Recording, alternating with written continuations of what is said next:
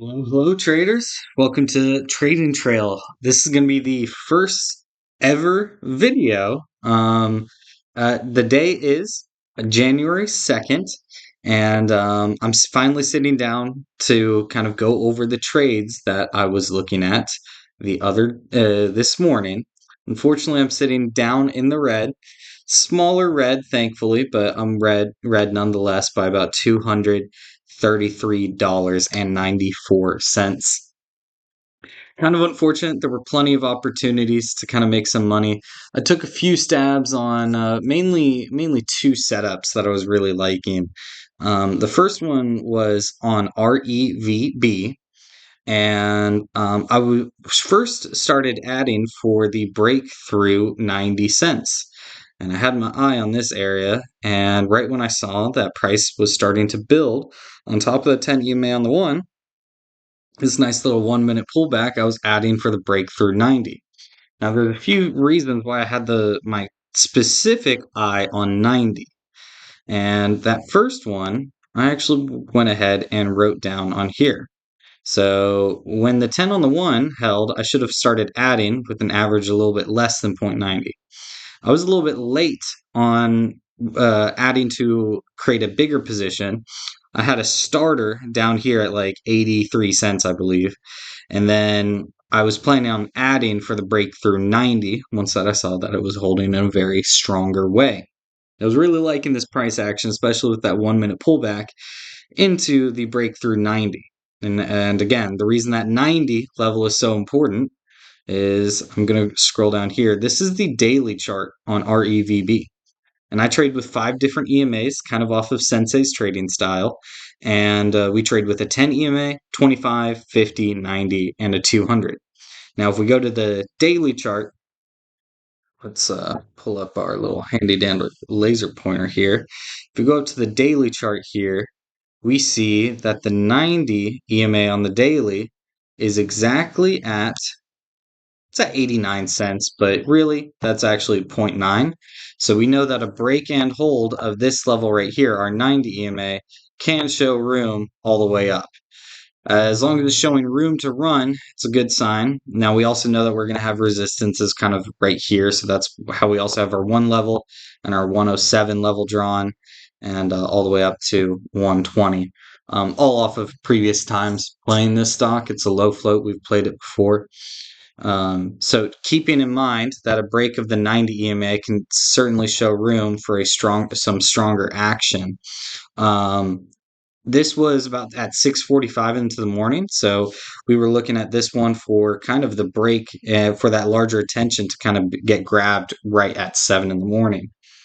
So right here, I add to my position. Now my average was actually about 95 cents. Definitely not my best average. I wanted my average to be closer to our 90 break and then take some profit off the table right here. If my average was back down here, I would have actually sold maybe 75% of my position, and I would have had enough breathing room then to hold through this dip right here. Since my average was about right here, I decided to cut the second the 10 on the 1 failed. Now, this being right into 7 a.m., I was kind of looking for the follow through for bulls to pick up REVB into 7 a.m. Unfortunately, there was another stock that was setting up into 7 in the morning. So, seeing these few green candles into 7 a.m. and these few red candles into 7 a.m. on REVB, I was expecting AEI to get the follow through. So, with having a higher average than I would have liked on REVB, I ended up selling for smaller profit right here when the 10 on the 1 failed. So, of course, I sell the minute before a huge follow through with 7 a.m. Bulls picking up REVB. So, absolutely basically got wicked out and then started FOMOing in. And then I'm not having the best average. I should have sold up here. Unfortunately, I'm selling basically when the 10 on the 1 fails. So, again, missed out on a lot of profit, but mainly because all this entry right here was not the best. If my entry right here was better, I definitely know that 90 is the area that needs to hold for that stronger look. Now, I also tried to play AEI and played it with much too aggressive position sizing. My thought was if we clear out 269 grabbed from this area right here, if we can get above this area and some stronger action to 286, then we see some explosive action taking out this previous high up here. And I think in hindsight, that was still the right idea. I do wish I paid a little bit more attention to the volume right here. Like it's kind of setting up on some much lower volume, so definitely makes it a little bit more difficult to trust. But with 7 a.m. bulls, you never know what can happen, in my opinion. This is definitely something I want to pay attention to. But seeing two strong green candles into this move, I started adding to a very large position. I was averaging in very quick, and I ended up having about a 269 average. And we were able to get up and above 286 with this one wick, but unfortunately, I just wasn't quick enough to kind of walk away with profits on this one. I mean, it was a great trade. Made a solid 6% move from 269 if we were looking at that break level right there. Wish I kind of played it a little bit closer, maybe grab some shares from 260. But again, noticing how much lower volume it's kind of setting up on makes it a little bit more difficult to trust. If I had shares closer to this downtrend line, I would have been a lot more comfortable. I think overall today, I was very slow with my entries. I was definitely dragging a little bit, and that's something I'm going to definitely need to pay attention to for tomorrow. I think I was positioned very well on REVB and AEI to kind of have a really spectacular day. I was actually up unrealized about 400 in the green on REVB. That's when it was up here testing above 132. And my orders just kept getting skipped. I mean, I'm not exactly sure what happened. I'm gonna go through, look at my hotkeys, maybe change some limit offsets just because of what the action that I saw up here. But I mean, my order, like I did have an order go through, but it was only for like 50 shares up here, and I was like kind of frustrated that then the second after we're testing below the 10 on the one, so then I just have to close the entire position right there. So I am green on this REVB action. Unfortunately, I just wasn't fast enough to lock in profits up here on AEI, even though with the 269 average. So, of course, this harder rejection from 286, I was kind of expecting a little bit more of a follow through. And then, right by a few seconds later, we're down here testing the support of the downtrend. Fail of the support of the downtrend. I'm cutting for a loss right about here. I wish I cut this one a little bit sooner. Like in order to see the move that I was looking for, 260 really was the level to hold for that kind of faster move with 7 a.m. volume. And at the same time, right when I saw volume stepping in on REVB, that should have gave me higher conviction that this one was going to be the loser. Whereas a few seconds ago, at 6:59, I thought it was the other way around. Right when I saw these green candles, I thought that REVB was going to fail out, and that wasn't the case. So I definitely got wicked around. There were plenty of opportunities in the market today. Unfortunately, at that point, I basically had to step away from the monitors. ALC also had I think I had the right idea on this one, but I definitely played it a little bit too soon. So right here we have a 5-minute chart and a daily chart right here. So just going off of this, kind of seeing this resistance on the daily chart. I wish I pulled this up ahead of time.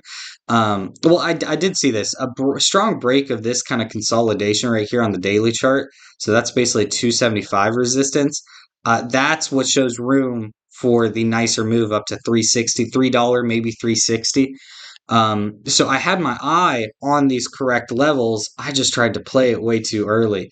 If we saw, I needed to let it set up into a much nicer consolidated setup for a 246 break and then the move to 275.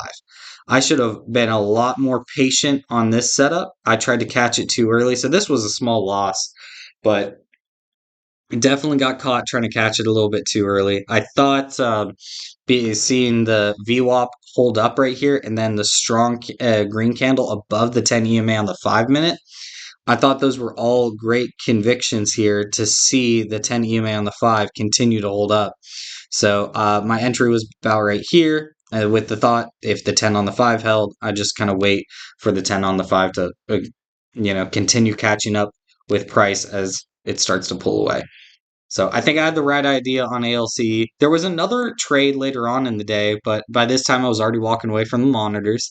But it was on, let's pull it up. So let's go to the daily here. In ITO, this was an awesome one to study because I did notice if you go to the daily here, just looking at our EMAs, let's go and screenshot this. We'll throw it in our notes live.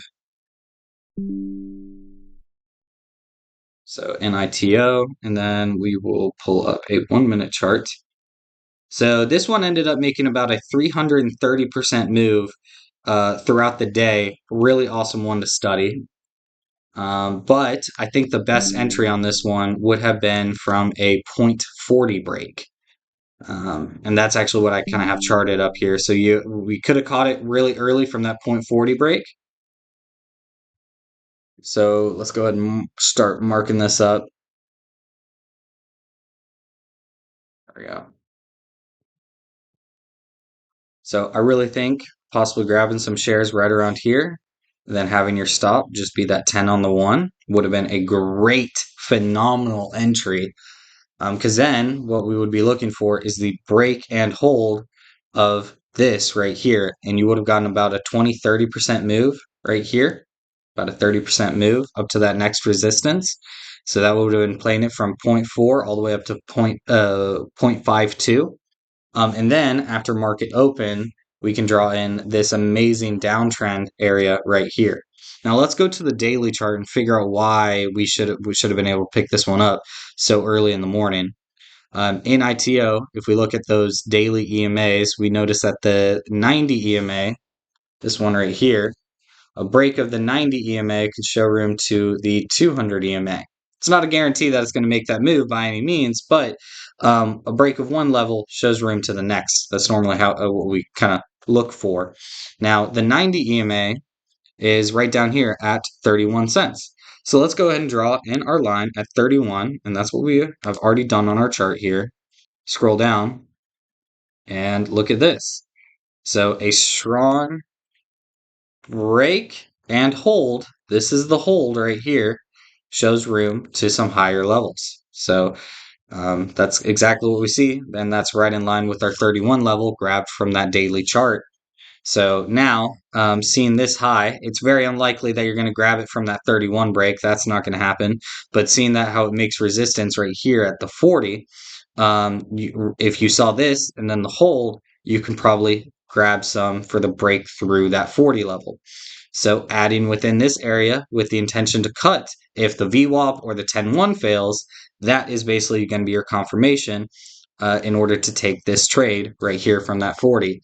I really wish I was able to do this one, but unfortunately I was already walking away. And then after market open, you can kind of see how it makes this nice descending channel right here. And then of course we get the break and hold of the downtrend. All of the EMAs are starting to reverse up as well. So right here, possibly taking some shares at downtrend break, maybe a rebreak of the 40. I don't think I would have trusted the 40 too much for it down here, just because there was a chance for it to break, but then find resistance at some of the EMAs and then come right back down.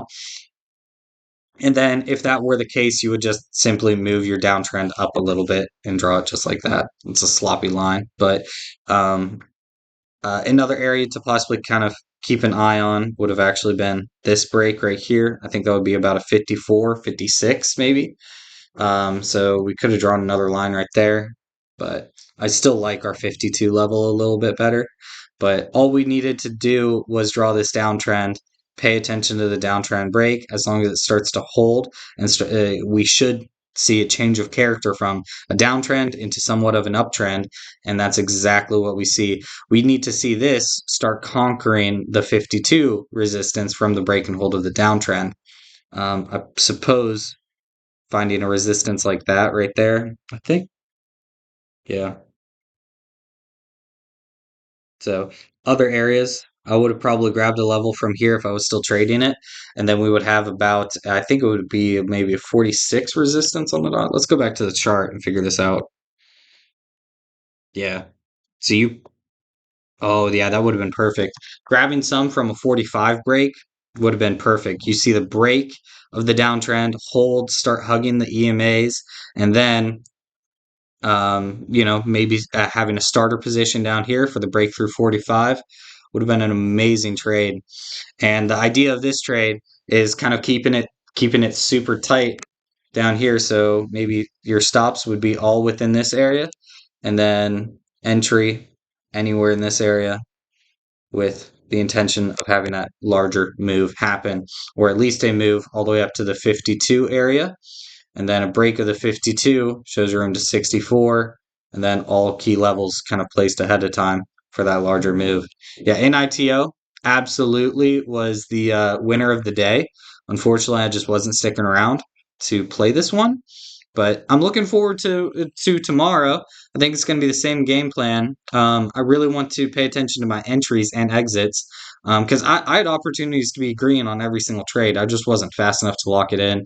So I was sitting up about $400 unrealized before this trade on AEI. AEI really tore me up. I think I had the right idea. Again, if I just had a better entry, a little bit lower, things would be a little bit different. But it's unfortunate to start the entire year off on a red day. Thankfully, it's a slightly smaller red day, but red nonetheless. So, really looking forward to tomorrow, and we will see what the market provides us then. There were definitely some things setting up in after hours, but I think it's just going to be the same kind of game plan as normal of just waking up early, paying attention to what is moving, what free floats are moving. There's a few higher floats moving right now in after hours. It's not interested in taking a trade, but yeah, I think it's going to be same game plan as normal, and we will see each other tomorrow on January 3rd. Looking forward to it, team. Welcome to the trading trail. This is one out of about 250 down, so let's get after it. Have a good day, guys.